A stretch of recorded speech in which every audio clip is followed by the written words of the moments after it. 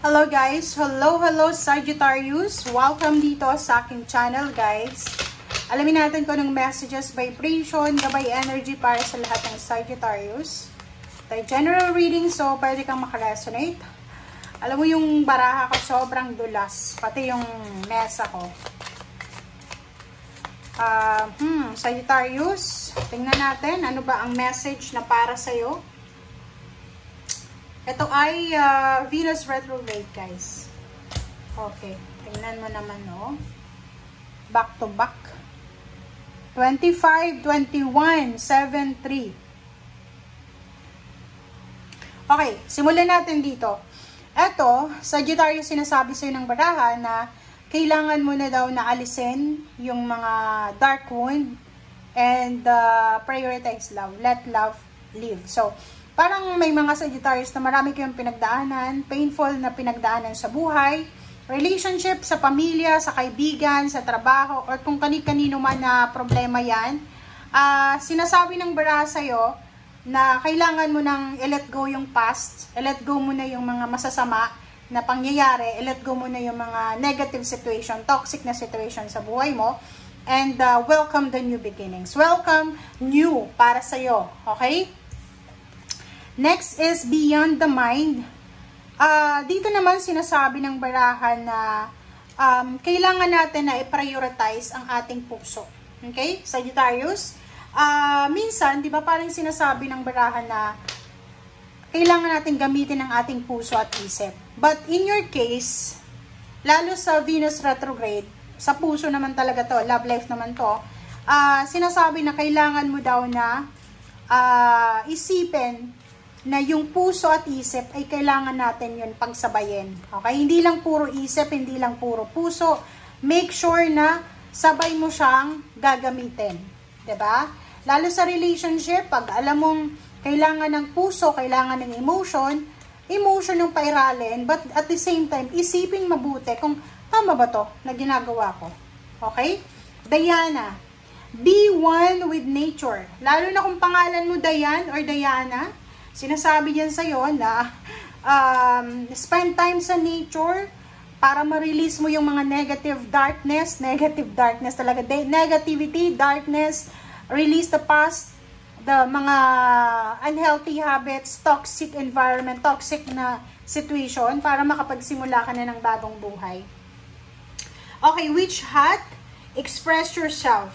So yun yung maganda kasi may mga Sagittarius na marami kayong alam, like sa katrabaho, di ba? May katrabaho ka na walang alam. Gusto mo siyang turuan. Ang problema lang, natatakot ka kasi baka pag tinuruan mo siya, sabihin niya na masyado ka namang papapel. Okay?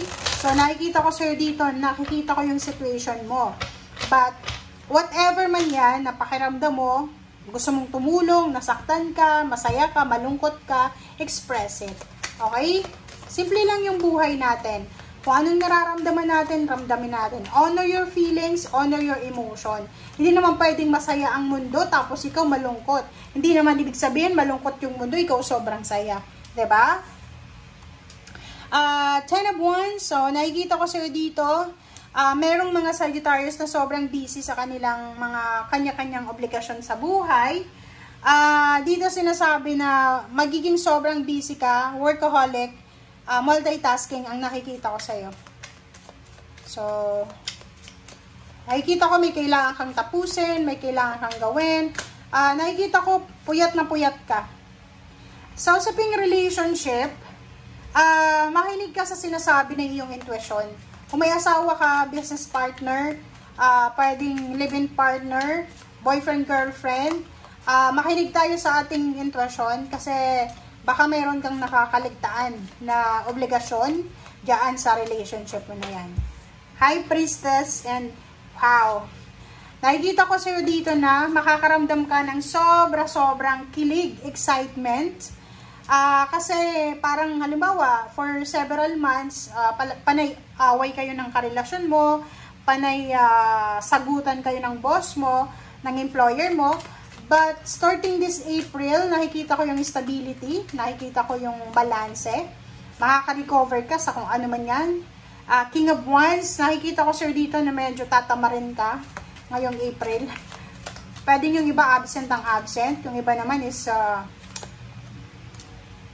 tulog ng tulog sa trabaho, parang ganon.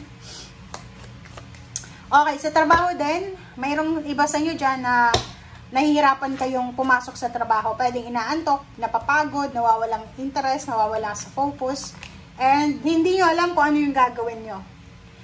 So, sa ping relationship, nakikita ko na meron kang desisyon na gustong gawin, pero hindi mo magawa kasi natatakot kang makasakit ng ibang tao. Okay, temperance. Kailangan mo ng temperance, kailangan mo ng pagtsatsaga, kailangan mo ng paghihintay. So, as much as possible, sa usaping relationship, huwag tayong masyadong aggressive, impulsive sa pagkikipaghiwalay, sa pag-move in together. Yung pag-live-in, pag-isipan yung mabuti, pag-aasawa, pagkakaroon ng pamilya, anak. Mag-isip kayong mabuti kasi baka masaktan ka. Yun nga sinasabi, pag-isipang mabuti para hindi ka masaktan. Kailangan mong maghintay. Okay. Meron tayo ditong nakakaloka to, Queen of Cups. Yun, kalma. Kailangan mong kalmahin ang sarili mo. Lalo na kung ang karelasyon mo is Pisces, Scorpio, and Cancer, mga water sign, kailangan mong kalmahin ang sarili mo. Kasi pag hindi mo kinalma yung sarili mo, baka mauwi sa gulo, and yung naka-destiny sa yung future ay hindi na dumating. So, sinasabi ng baraha sa'yo dito na mag-focus ka para sa sarili mo and para dito sa relationship na to. Huwag kang masyadong nakafocus sa mga insecurities mo sa katawan, sa sarili. Iwasan yung sobrang selos. Okay? Six of Wands, nakikita ko yung promotion, salary increase, victory, success, recognition, may kasal, imbitado sa kasal, may wedding anniversaries, may mga birthday celebration ng family. Nakikita ko yung magiging strong ang foundation ng business na to, ng relationship, and yun. So, yun. So, mayroon ditong couple na ang tagal na nilang pinag-iisipan kung kailan ba sila magpapakasal.